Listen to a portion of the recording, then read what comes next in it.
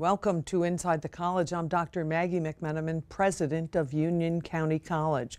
We have a terrific episode scheduled for you today, all about our athletic programs and what happened this year at Union County College in terms of intercollegiate athletics.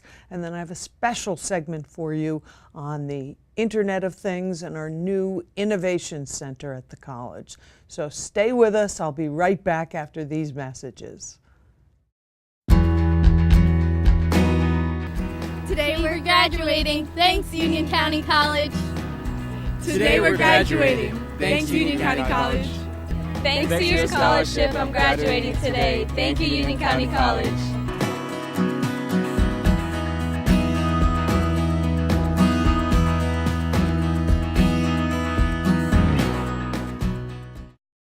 Welcome back to Inside the College. I'm Dr. Maggie McMenamin, president of Union County College.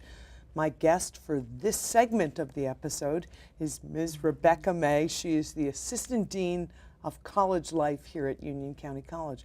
Welcome, Rebecca. Hi, thank you. Thank you for having me. We're happy to have you here, and we want to learn everything that's happening, what's going on in college life, and particularly what's happening in athletics at Union County College. So I understand it was a successful winter at Union County College in terms of women's basketball. Tell us about it. Yes. Our women's basketball team, they won the region. They won Region 19. They won the districts. They went on to become the District 9 champions. They were then ranked 13th in the nation, so they went to Arkansas. Before we get there, this is in the National Junior College Athletic Association? Yes. Is that NJC. like the NCAA? Yep. The whole thing is just, the whole model of NJCAA is modeled after the NCAA for easy transition. Okay, so the women's basketball team at Union, you said they won Region 19 and the district. Yes. What about the Garden State Athletic Conference? Were they able to win that also? Yes, that was the first thing that they won, was the Okay. Garden State Athletic Conference champions. So after winning the district, that qualified them to go to nationals? Yes, Tell they us about it. got the automatic bid to go to nationals. So within 10 days, they were on a plane flying down to Arkansas for the first time. All of those girls were, most of them on a plane, so that was scary. Going to Arkansas, a state that they never thought that they would ever. I've never been to Arkansas. And I don't think any of them ever thought they were going to go, but they really enjoyed a different view of what is outside of New Jersey. So when they left Union County College to go to Arkansas, they were ranked 13th in the nation. 13th in the nation. What happened at nationals? Their first game was a tough game, where they had one loss. So that put them into a different bracket. Who did they play in the first game? Owens. Where is that? Owens in Ohio. Owens, Ohio. Okay, go ahead. So they lost that game. Yes, so they lost the first game. But from there, they rallied and they won 3 straight games after that. So then they moved up to finishing 7th in the nation. So it wasn't like the NCAA tournament where once you lose, you're out. No. It was they go into the runner-up bracket. Is that what it is? Or the consolation bracket? Consolation is a nicer way to put it, yeah. Okay. Consolation bracket. So they were able to rally up and finish 7th in the nation, which I was extremely proud. Congratulations. We're all extremely proud of those ladies. Who coaches that team? Marbelli Montas. It's her first year as head. So that's a first-year head coach led the team to this To 7th accomplishment. in the nation, yeah. Fantastic. Is it a sophomore-filled team? No, she went out, she recruited, she got all freshmen. We have 1 returner this year, so we have big plans, big expectations. I like to call it high hopes. High hopes, We target have- on their back, but High hopes for another successful year next year. yes. And maybe a little bit better performance in the national tournament. Yes, first win, better be a first win, yeah. So then they that's what stay in the championship bracket for a Yes. longer period of time. we want. Yes. All right, fantastic. Congratulations on a great year you. in women's basketball. I Thank know in you. the fall we had an episode where we talked about the tremendous success of the women's soccer team. What else is going on in athletics besides women's soccer and women's basketball? Right now, we're having a great year. 2017-18, all of our teams so far have been making it into the tournament, to the Region 19 tournament. This year we started women's bowling, so we're looking to recruit and to really get that going more, getting more women involved in bowling.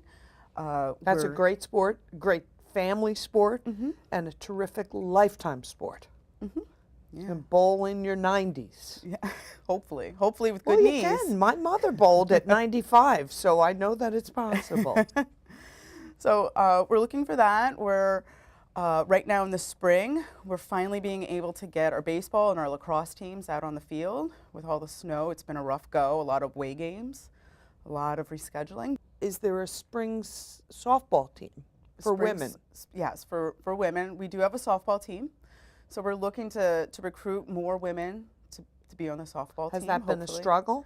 It has been a struggle. We had a great 3 years, and then it's just a tough commitment to get the student athletes to keep committing and staying. So we're looking for 2018-19 to definitely bring on. I know a lot of our dual sport student athletes, a lot of our women's soccer players are looking to play softball, to just keep playing year round. So I think 2018-19 we're going to be back on the mound. What else new is on the horizon in college life and intercollegiate athletics?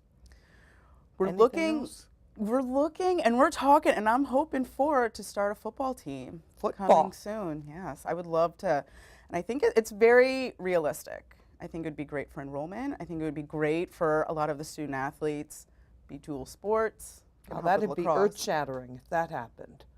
We'd be the first community college in New Jersey. So there's definitely a market. There's definitely a market for a lot of the high school football players. They don't all go on to D1, Georgia, Alabama. So I've heard about a couple other things. How about, I understand NJCAA is starting beach volleyball.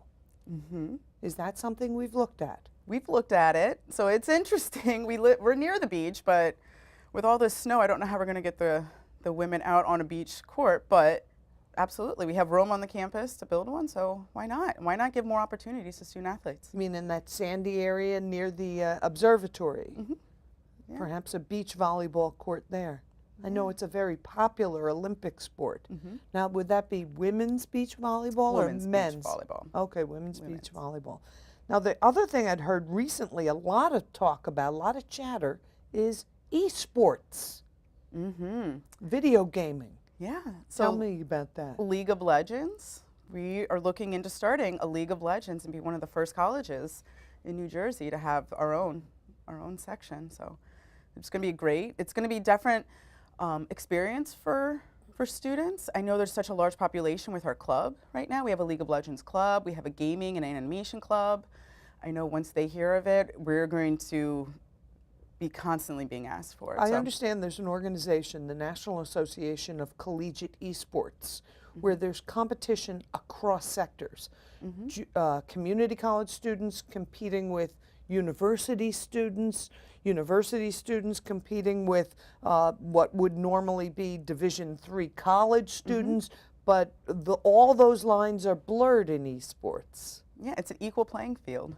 So as long as you put in the time and you're practicing.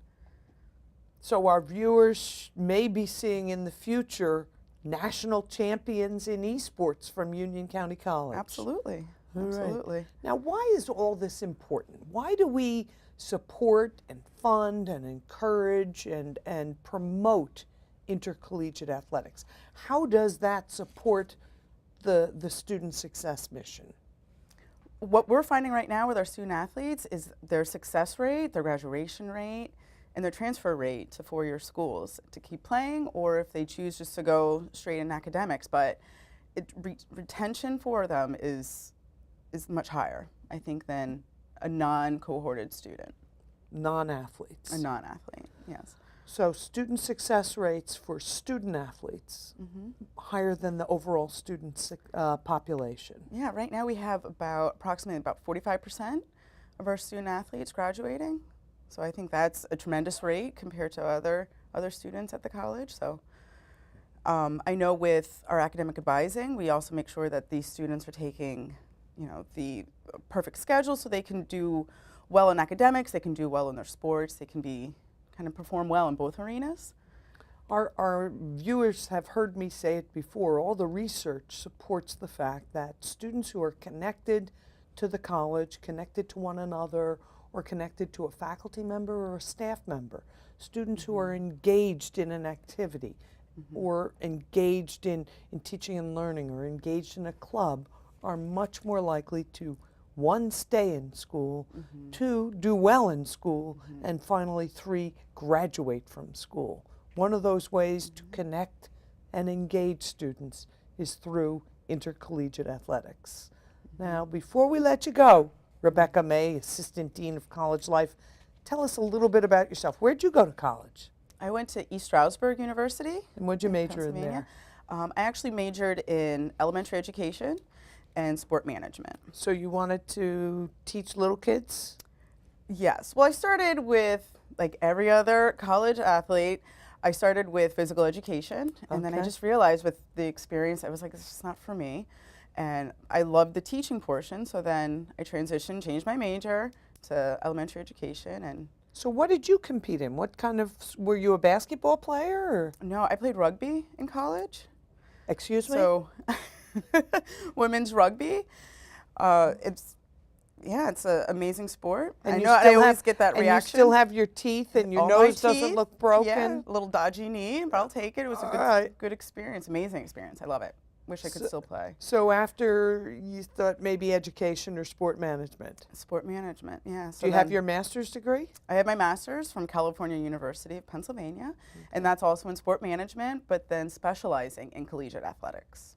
All right, so this really is your wheelhouse. This is my wheelhouse. This is what I love, athletics. Inside and out. Yeah. And I would be remiss if I didn't give a shout out to, I know you have two young sons. Yes. And they are, what were their names again? Maximus and Miles. And how old is Maximus? Maximus is 4, and Miles is 1.5, and is competing to be just as fast, strong as the 4-year-old. Is Miles in the terrible twos yet? Is he advanced in that way yet, or is he not yet entered that stage? Not yet entered, but he is getting 5 teeth in at once, so he might as well. Okay. Might as well be there. Well, our sympathies to you, but that sounds wonderful, wonderful. Thank you. Thank you for joining me today, and thank you for everything you're doing to help our students overall, but our student athletes in particular, achieve the success that we want them to have. Thank you. Thank My you for your guest support. for this episode of Inside the College has been Miss Rebecca May. She's the Assistant Dean of College Life here at Union County College.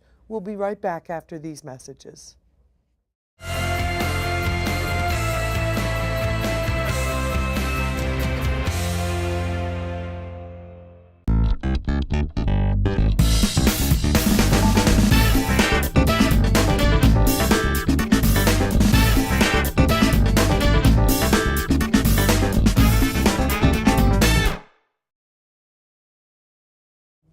Welcome back to Inside the College. I'm Dr. Maggie McMenamin, President of Union County College. My guest for this segment of the show is Beth Ritter-Guth, the Director of Instructional Design at Union County College.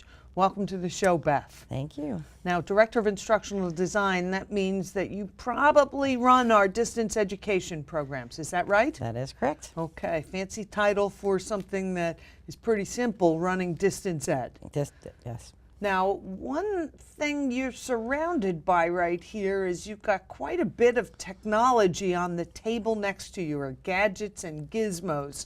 So I understand that you're, in addition to running our distance education programs, you might be the chief gadget person or the chief innovator at Union County College. I'll call you that. How's that sound? That's great.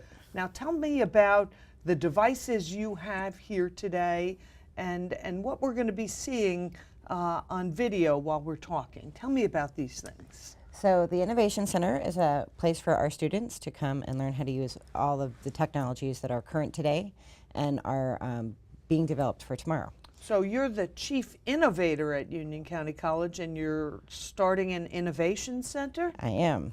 All right, and is that here on the Cranford campus? That is here on the Cranford campus. Now you mentioned that it's for students. Is it also for faculty? We want our faculty to use it with students, so it's for both of them. For faculty and students? Yes. Okay, go ahead. Tell me more. So as we have been selecting items to put in the Innovation Center, we want to have a diverse set of things. So we have all kinds of different devices. One of the first things that we looked at were different kinds of smart sports equipment. So there are golf clubs, there are baseball bats, and this is a women's basketball. and it looks like a normal basketball, but it actually has all kinds of sensors in it. So Sensors inside the inside of it. basketball. So when you throw it, there's an app on my phone that tracks the trajectory and how many times you get it in the basket and how high it went and how fast it went. And as a coach, you can track how a player is playing or how she is shooting. And so, because we have such a great basketball program here, we picked the basketball to get. Let me now. It feels like a normal basketball. Right, and because it has to be the same weight as a regular basketball, they had to be careful in the design so that the sensors didn't add weight to it. Now, does it require a special thing on the hoop, a special sensor on the hoop? Nope. All you need to do would be to buy this basketball, this connected basketball. The Wilson X Connect, yep. So it's made by Wilson, the Made same by Wilson. basketball manufacturer, and the student or the student's coach could track trajectory, made baskets, velocity, all of that for a player. All of that for a player. All right, so they have this for basketball and for baseball in the baseball Every bat? sport, every sport. So baseball, they have swing analyzers that you put on the tip of a baseball bat. They have glove analyzers. There are analyzers you can put on the ball. There are balls that are specially designed. Golf has special gloves. Soccer has special shoes and socks. It's quite an industry, and it's emerging. So they get better and better. You still can't use this basketball in competition, though. You can't use the connected basketball in competition. You can only use it in practice. And only in practice. Yes. Okay. What else you have over there? So we have our robot, who's my very best friend. This is a Alexa Lynx robot. So our innovation center is powered by a lot of Amazon technology, and this is the Amazon robot. And so our students are learning to program for Amazon. So whatever they program for the Echo Dot or for the Echo or for the show also works on the robot. What do you do with the robot, though? I want a robot. Why would I get it? How could I use it? Well, robots are used in a lot of different places. So, I mean, I have an Amazon Alexa. right? So this is a glorified Alexa. So it'll do what an Alexa does, but it also dances. It also has facial recognition. And I've been trained. Facial. It knows me. I was trying to train it to know you. Okay. But, you put pictures in front of it so it knows me when it sees me. And it dances, it'll tell you the weather, it will tell you all sorts of different What kinds of does it things. do that Alexa doesn't do besides dance? Teach you yoga. Oh, it assumes yoga positions? It shows you yoga positions. Okay. And it'll teach you little exercises to do. It can be programmed to remind you to do things. It can follow you. So we're learning about her too. So And what's her name? her name is Alexa Lynx. Okay. So she's the Alexa Lynx robot. And is that commercially available for people in the community? Could just go to Amazon and order that? And they can order it. Order an Alexa Lynx robot. Now, do they have commercially available robots who will go to the refrigerator and get me a Diet Coke? They do. Those are called the Pepper. So that's a $25,000 robot. Okay, and how much is this one? $700. Okay, well, I'll go get my own Diet Coke from the refrigerator. Robotics are very fascinating because they're being used in the medical field the most right now. So the IBM Watson technology is being used in the medical field. For diagnostics? For diagnostics, for small surgeries, for minute surgeries, for delivering medicine. So our students know about robots, but they don't ever get to play with them. They never get to see them. They never get to program a very simple program and make it do something. So we wanted to give opportunities for students to make robots do things. Okay, tell me about the other things you have. So this is our drone, and this is a pretty simple drone that anybody can buy. I want a drone too. It's really exciting. It takes amazing photographs, and it actually you can hold your phone and watch on your phone as it's flying overhead. And drone technology is fascinating. They're using it in law enforcement. They're using it in the military, and so now we have that technology here. And so we're learning about the drone, and this one is much better than the other two that I have. So it takes phenomenal photos, but we use it to teach students about surveillance technology and how they're constantly being watched. We have a Ring, we have a Nest. And all of these technologies that can watch you can also be hacked. So we want our students to be very aware of the kinds of things that are looking at them all of the time. So our students may have heard of drones or maybe have seen a drone, but they've never been able to touch one. I understand the college is in the process of developing a drone technology program. I hear that too. All I'm right, excited. that should be coming around. I'm excited. Around the bend.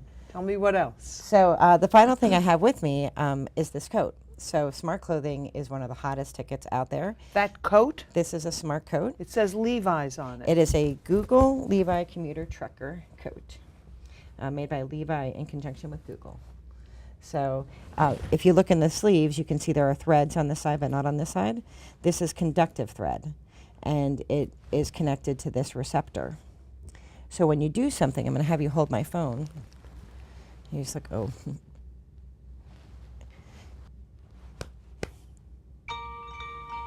So it'll tell me where my phone is. So if I'm driving my truck and I need to find my phone in my car, I can hit that. If I go like this and I turn it over, I have a flashlight. If I go this way, It is 11:35 a.m. it'll tell me It the is time. 11:35 a.m. And they're improving it. This technology, I feel like this technology is the beta version of the VHS. This coat one day will have sensors all over it. You can also play music on it. I think one day they'll develop a way to answer phone calls from up here. Right now you can answer phone calls from down here. So this is wearable technology. This is wearable technology. Beyond just a Fitbit or an iWatch like I'm wearing, it's a piece of clothing Yes. that is by Bluetooth connection to the phone? Bluetooth to the phone. Bluetooth to the phone that then gives you everything from a Find My iPhone or Find My Phone to a flashlight to GPS, all sorts of things like that. All sorts of things. Fantastic. So we picked one piece of clothing. They have smart socks, they have smart pants for athletics, and our students in the fall will be doing it from cloth to counter project, working with 7 different disciplines, designing, starting in an economics class, researching smart clothing and the economic impact, and then going all the way through into designing a piece of clothing of themselves. Will they actually make it? make it? They will make it at Kane in our partnership with the Kane Makerspace. So it's really cool. Wow. So this thread we have in the Innovation Center now, and this sensor we have sensors that cost $30. The coat costs $350. So our students will know how to make smart clothing and be able to develop it, market it, and that will be a skill that they can put on their resumes. That costs $30, but the coat costs $300 Right, because that's the market right now. Because these because things are of so the hot. demand. Because the demand, and everybody, anything labeled with Google or Amazon is hot. So Tell me about the headgear there. It looks like a virtual reality head. It is. This is the Oculus Rift. So Headley has on the headset that you wear. Headley is the dummy. The dummy, right? Okay. And then there are 2 handheld controllers that you use, and when you have that on, it is your entire environment. So virtual reality, which I've been using for 100 years, has always been 2D, and up until recently, now when you put that on, it's above you and below you and around you. So and it's called the Oculus Rift. R-I-F-T. R-I-F-T. Yep. So it's different. It's a more advanced headset. It is more advanced headset because it's all around you. So when you use Google Cardboard, that will show you things in 3D, and you will see up and you will see down. But if you turn around, you have to turn. You have to physically move everything with you.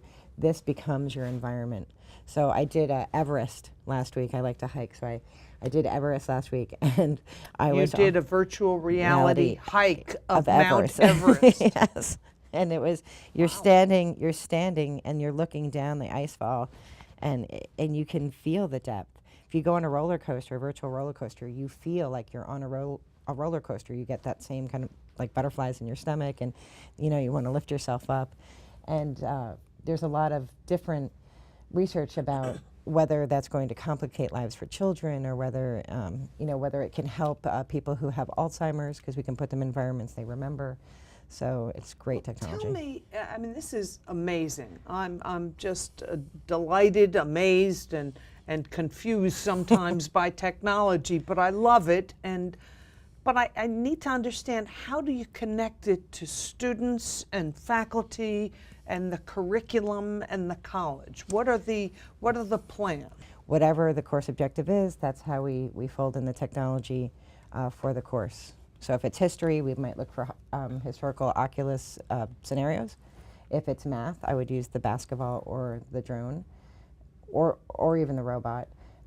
There are a lot of different ways to get it So involved. you're incorporating using the actual technology in those classes or working with faculty to do so, but you're also doing some work with students and faculty to figure out how these things are engineered, how to build them, and then on the flip side of that, also working with them on how to hack them, How to break them and fix them, how to break them and then fix them. and fix them. Yep, and prevent them from being hacked, because we want our students to be safe. And that is all of the IoT devices IoT, is Internet of Things. Internet of Things. And that's anything that's connected wirelessly and shares data. Okay. So all of the IoT devices that we have, anything with a chip can be hacked. So we want our students to be very aware that these things are not designed with safety in mind. A lot of times they're designed to get to market. So their basketball stats might be available to another team. Okay. You know, if that team has a way to hack into the Wilson X, Okay. This has been an eye-opening segment of Inside the College. My guest has been Beth Ritter-Guth, the Director of Instructional Design at Union County College. In that role, she runs all of our distance education programs and really is the unofficial chief innovator and chief gadget person at Union County College. We've had the opportunity to see some amazing new forms of technology, everything from a connected basketball to a next generation Oculus Rift, virtual reality goggles, new robot, an Amazon robot, and pretty impressive drone here. So this has been an interesting segment of the show. And Beth, I want to thank you for coming here and thank you for opening my eyes, and I'm sure opening the eyes of many of our viewers. We'll be right back after these messages.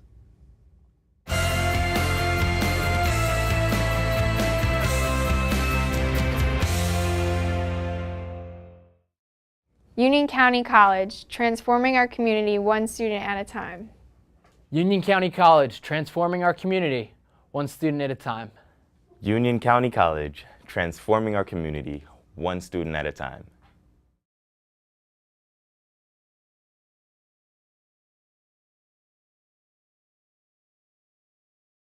Welcome back to Inside the College. I'm Dr. Maggie McMenamin, President of Union County College.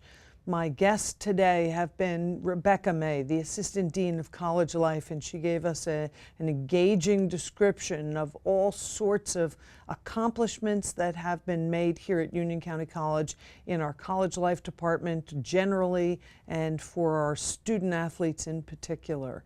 We then heard from Beth Ritter-Guth, our Director of Instructional Design and Chief Innovator and Gadget Officer here at the college.